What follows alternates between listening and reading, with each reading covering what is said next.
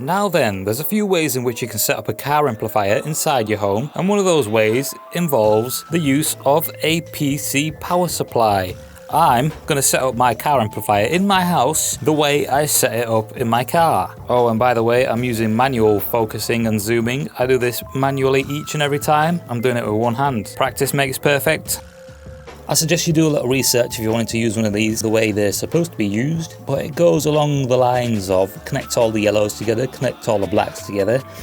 Those are your positives and negatives, and then the green wire that seems to be connected to this black wire right here gives the system the signal to turn on, and then you can use it as you want. Yeah, so you basically then connect the yellows and blacks to whatever you want, and Bob is your uncle.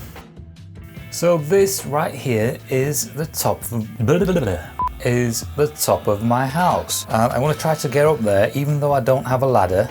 I'm going to try to look for a switch, because a switch will come in handy for what I'm about to do. Let's see if any spiders pop out and land on my head, because that's always fun. So far so good. Turns out that the tub I was after was actually just full of CDs and things that are of no use whatsoever.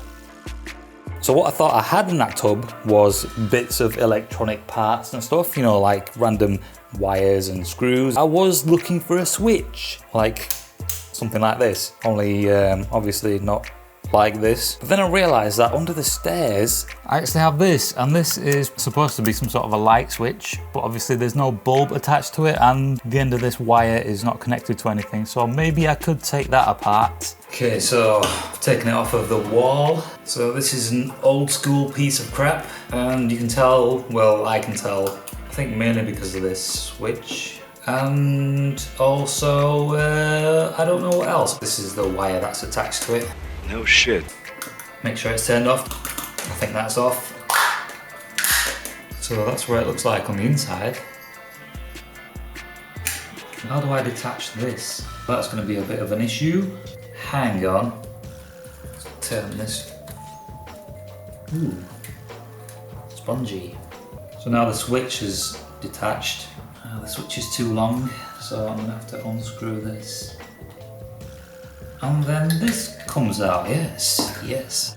So the way in which I'm going to set up my car amplifier is with these.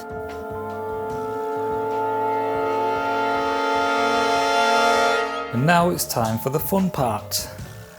That involves me taking these into the living room. I think they could do with a bit more of a clean, but they should be alright.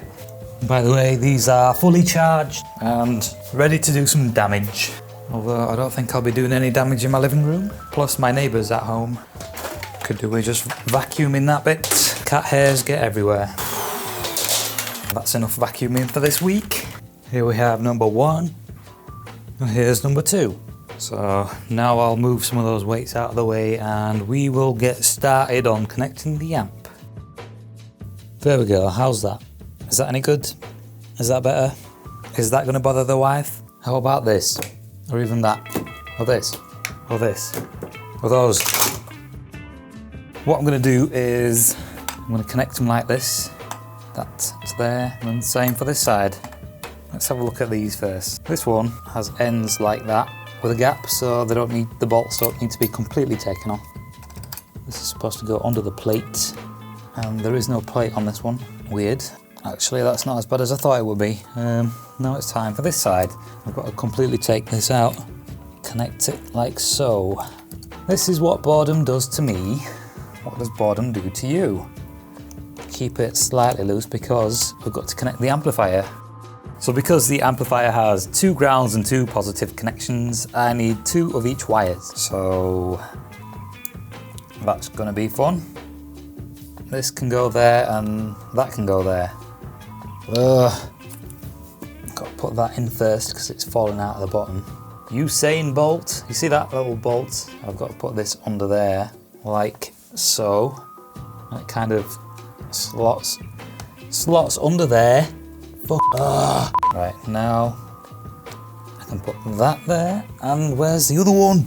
And then send the bolt through it, finally. And that's it, we're done. Thanks for watching, and I'm only joking. So tighten that down tighten this one down. And now we connect these ground wires to the positive.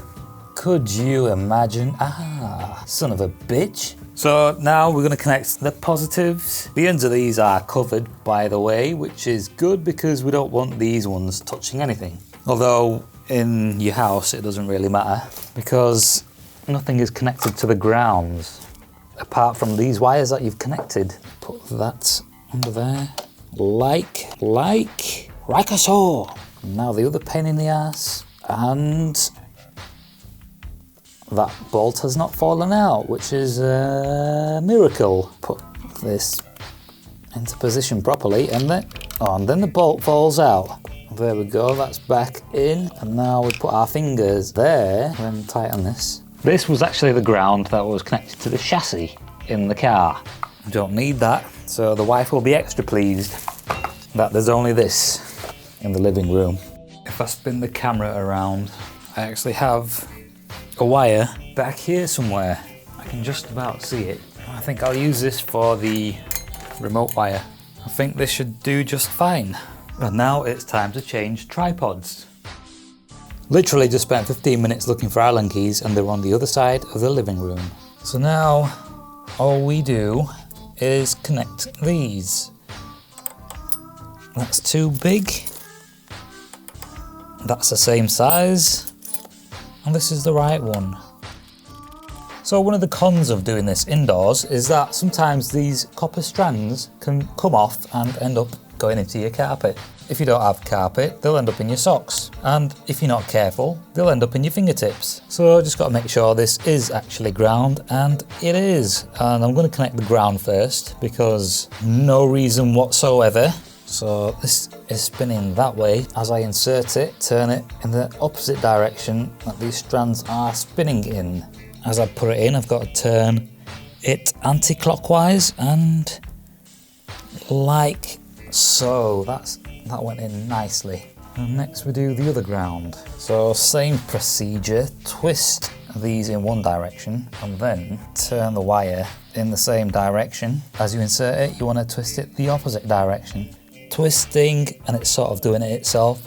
And now we tighten this. Don't need it too tight. So the same procedure applies, only this time be prepared for some sparks or loud noises. Well, that wasn't that bad, was it? In fact, that wasn't bad at all. And I'm looking at the batteries to make sure everything's connected, which it is. So let's continue. And then the same for the other.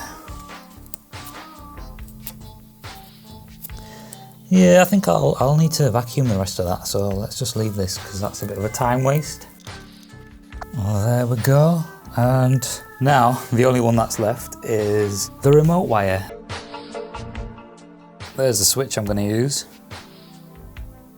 So what I'm going to do with this is, where are my scissors? Sure, I brought this. Okay, so I'm going to chop this end off. Let's just use about that much. I'm going to chop this in half. Like so. That's one done. I'm going to do the same to the other. Twist that a little bit and then put this end in here, tighten that down, and then twist this side, put that in there. Now back to the amplifier.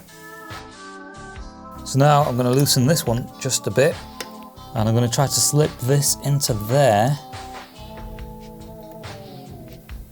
like that and then tighten it down. And now I'm going to connect this end to the remote, like so. So it seems as though I've been lucky because it's in the off position. That's the fan on the underside of the amp, and when I press the button you'll see it turn on. Because this is in the back of my car, I've never really noticed how noisy it actually is. You could use this in your home theatre as a bass amplifier, but you've really got to keep it in a cabinet or something that will keep the noise at bay. What I think I'll do now is probably, well, I might just take that sub out of there again and have a bit of fun with it. I'll make this a two-part video. This is the first part, and the next part of the video will be connecting the amp to that sub. Oh yeah, before I forget, if I wanted to charge these batteries whilst using the amplifier, what I could do is use that PC power supply or use my battery charger. But obviously with these being deep cycle batteries, they can run for a few hours without any issues whatsoever. And it's not like I'm really going to be cranking up the bass indoors. If you enjoyed this, then stay tuned because I will be back. Thumbs up, thumbs down, subscribe, unsubscribe. I love you all. Gay!